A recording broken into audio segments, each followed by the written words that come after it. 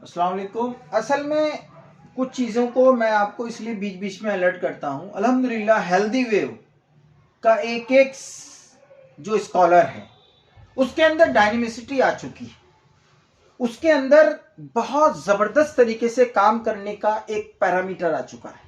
अगर कोई ये कहता है कि बीओएमएस स्टूडेंट के अंदर पोटेंसी नहीं है, बीओएमएस स्टूडेंट के अंदर वर्क करने में थोड़ा पीछे है, या बीओएमएस स्टूडेंट को जगाइए। सबसे ज़्यादा बीओएमएस स्टूडेंट हमारा जो भी डॉक्टर्स हैं या स्टूडेंट हैं, अल्हम्दुलिल्लाह जो हेल्दी वेव से जुड़ चुका है उसके अंदर डायनेमिसिटी आ चुकी है। और इस डायनेमिसिटी की पहचान ये है कि अगर कोई ये चाहता है तो ये कहता है कि यूनानी में इकोनॉमी तौर पर वो वीक हो जाएगा, या यूनानी में आकर इकोनॉमी तौर पर वो डाउन हो जाएगा, या यूनानी में वो किस तरह से अपनी एलोपैथ के मतलब कुछ चीज़ों को हटाकर वो कैसे यूनानी प्रैक्टिस करेगा। हम किसी चीज़ को नहीं हटाना चाहते। हमने कहा कि आप अपनी प्रैक्टिस को एलोपैथ पर कर रहे हैं, करिए। हमने कहीं किसी डॉक्टर को परेशान नहीं किया। ना हम जैसे एक ईमान वाला और वो नमाज पढ़ने जाता है मस्जिद में, वो पैंट शर्ट पहन के भी जाता है, वो सर खोल के भी नमाज पढ़ रहा है, वो टखनों से नीचे पैंट भी कर कर नमाज पढ़ा, बहुत स्टाइल से नमाज पढ़ा, हमने मना नहीं किया।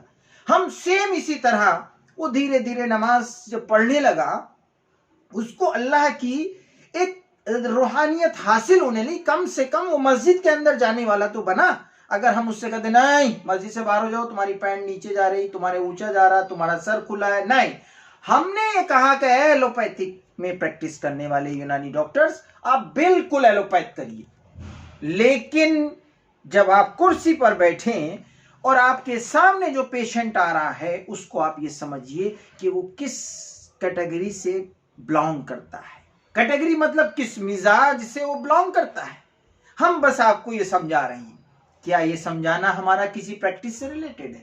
आप एलोपैथिक करिए, आप यूनानी करिए, आप सिद्धा करिए, आप होम्योपैथ करिए, आप जो चीज करना चाहें करिए, लेकिन हमारा जो टारगेट है, ए यूनानी प्रैक्टिशनर, हम आपको ये बताना चाह रहे हैं कि उसकी चेहरा देखकर आप उसके साइन और सिम्टम्स बता देंगे, ये हमारा टारगेट है। और इस पर अल्हम्दुलिल्लाह हमने वर्क किया। 2.5-3 साल हमारी एकेडमी को वर्क करते हुए हो गए अजमल सर की रहनुमाई में, और हमने वर्क किया, हमने जगाया लोगों को, और लोगों ने और लोगों को जगाया। हमारा टारगेट ये नहीं। और आज अल्हम्दुलिल्लाह लोगों के अंदर अवेयरनेस जाग रहा है, काम करने का जुनून जाग रहा है। हमने कोई ड्रामा, कोई नौटंकी नहीं, हमने सिर्फ ये बताया कि हमारी जो पेशेंट चेयर पर बैठा है वो हम उसकी बिना रिपोर्ट के हम उसके बारे में बताएं कि पेशेंट किस मिजाज से बिलोंग करता है और इस मिजाज से रिलेटेड कौन सी डिजीज उसको होगा। अगर हमने बिना रिपोर्ट्स के उसके बारे में बताया तो सबसे ज्यादा इंप्रेस वो किससे होगा?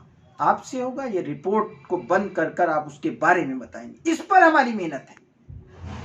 और दूसरी मेहनत यह है कि यूनानी के अंदर जब वो कहता है कि नहीं हमको ट्रीटमेंट चाहिए, तो ट्रीटमेंट का मकसद क्या होता है? वो नहीं चाहता लॉन्ग टर्म वो एलोपैथ मेडिसिन खाए। अगर हम किचन मेडिसिन से अपने पेशेंट का इलाज करते हैं तो क्या वो आपका एक परमानेंट पेशेंट होगा? और आप अगर एक शॉर्ट टर्म मेडिसिन, वो मेडिसिन जो कि उसको नुकसान की तरफ ले जा सकती है आने वाले टाइम में, उससे इलाज करेगा, एक रेंटेक से इलाज करेगा, या ये सफूफ कशनीजी से इलाज करेगा? अगर ये सफूफ कशनीजी उसने उठाया और एक कप पानी में 1 चम्मच घोला और अपनी डाइनिंग टेबल पर पिया, और उसको ये लगा कि कशनीज, व्हाट इज कशनीज, और उसको राहत मिली, और एक रेंटेक के साइड इफेक्ट उसने सुने, और वो जानता है और वो समझता है कि नहीं रेंटेक ना दीजिएगा। कभी आपने भी रेंटेक के बारे में सोचा होगा, सुना होगा। तो आप कहां पर कशनीज को आप अपने लिए बेहतर समझ रहे हैं, आप पेशेंट के लिए बेहतर समझ रहे हैं? आपको एहसास होगा कि डी बुखार अगर हमारा पेशेंट एक सफरावी पेशेंट दिख रहा है, वो डी बुखार का अगर इस्तेमाल करता है और उसको लॉन्ग टर्म 10 दिन, 15 दिन भी, 40 दिन भी खानी पड़ती है, और उसके जोड़ों का दर्द चला जाता है, सफरावी जॉइंट पेन चला जाता है, तो क्या ये बेहतर होगा या इटोरी पैरा खिलाना या पैरासीटामोल खिलाना बेहतर होगा या ब्रोफेन खिलाना बेहतर होगा? इससे वो खा सकता है, उससे आप सबूत दे सकते हैं। तो ये सारी चीज़ें हमको कैसे जुनून जागेगा, हमें इस पर हमें माउथ टू माउथ काउंसलिंग करनी होगी, हमें अपने पेशेंट को समझाना होगा। और यूनानी डॉक्टर्स आप एक समंदर हैं और आप कभी ना घबराइए, आपको हमेशा रहनुमाई मिलती रहेगी। बहुत बहुत शुक्रिया।